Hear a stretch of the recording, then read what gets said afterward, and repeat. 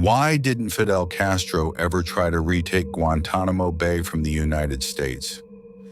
Guantanamo Bay is one of the most controversial military bases in modern history. It is located on Cuban land, yet it has been controlled by the United States for more than a century. After the Cuban Revolution in 1959, Fidel Castro openly challenged American influence and strongly opposed U.S. control over Cuban territory. So a very logical question arises. If Fidel Castro hated U.S. interference so much, why didn't he ever try to take Guantanamo Bay back by force? To understand the answer, we must look at history, military realities, Cold War politics, and Castro's long-term strategy. Guantanamo Bay is a deep natural harbor located in southeastern Cuba. Because of its strategic location, it has immense military value. In 1898, the United States defeated Spain in the Spanish-American War. Cuba gained independence, but the U.S. maintained strong influence. In 1903, Cuba was forced to sign the Platt Amendment, which allowed the U.S. to lease Guantanamo Bay permanently. The U.S. pays a small annual rent for the base. After Castro came to power, Cuba refused to cash the rent checks, calling the agreement illegal and imposed under pressure. Despite rejecting the legitimacy of the lease, the base remained firmly under U.S. control. Fidel Castro viewed Guantanamo Bay as a symbol of American imperialism, a violation of Cuban sovereignty, a constant reminder of foreign domination. Castro often spoke against the base in speeches and international forums. However, he chose words in diplomacy, not weapons. This decision was not weakness, it was calculated realism. Military imbalance. The United States has one of the most powerful militaries in the world. Cuba, even at its strongest, could never match U.S. military power. Guantanamo Bay itself was heavily fortified, protected by U.S. Marines, equipped with advanced weapons and surveillance systems. An attack on the base would have resulted in immediate U.S. retaliation, airstrikes across Cuba, possible invasion of the island. Important reality, even a small military action could have turned into a full-scale war, devastating Cuba. The Cold War and the risk of World War. This issue cannot be understood without the Cold War context. Global tensions. Cuba was allied with the Soviet Union. The U.S. saw Cuba as a communist threat near its borders. Any Cuban attack on Guantanamo Bay could have forced the U.S. to respond militarily, pulled the Soviet Union into the conflict, triggered a global nuclear confrontation. After the Cuban Missile Crisis of 1962, Castro clearly understood how close the world had come to nuclear war. From that moment on, avoiding direct military confrontation became a priority. Castro's strategic thinking. Castro was not impulsive.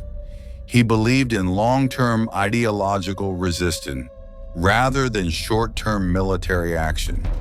His strategy included using Guantanamo Bay as propaganda against the U.S., presenting Cuba as a victim of imperialism, gaining sympathy from non-aligned and developing nations, strengthening Cuba's revolutionary identity. By not attacking the base, Castro avoided giving the U.S. a legal excuse to invade Cuba, maintained moral and political high ground internationally. Cuba's economy was already under pressure due to U.S. sanctions, trade embargoes, limited resources. A war with the U.S. would have destroyed infrastructure, caused massive civilian casualties, collapsed the Cuban economy entirely. Castro believed that protecting Cuban lives and independence was more important than symbolic military victory.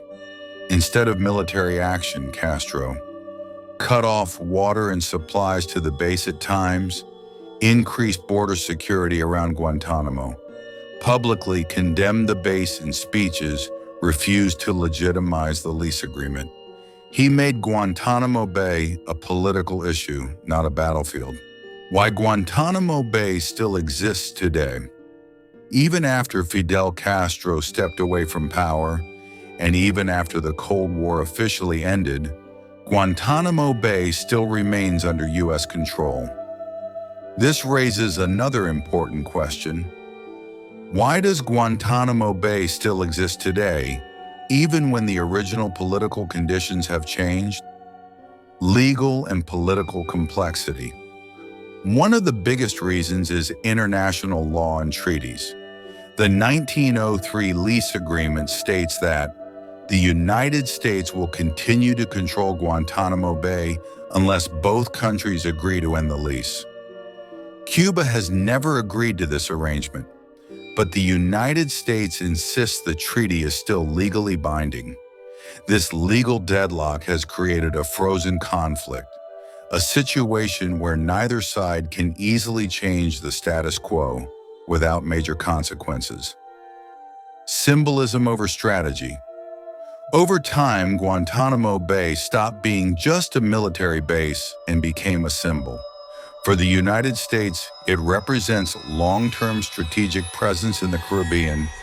It signals military dominance and deterrence. For Cuba, it symbolizes foreign occupation. It remains a reminder of historical injustice. Because of this symbolism, neither side wants to be the first to compromise. The real reason Castro never attacked Fidel.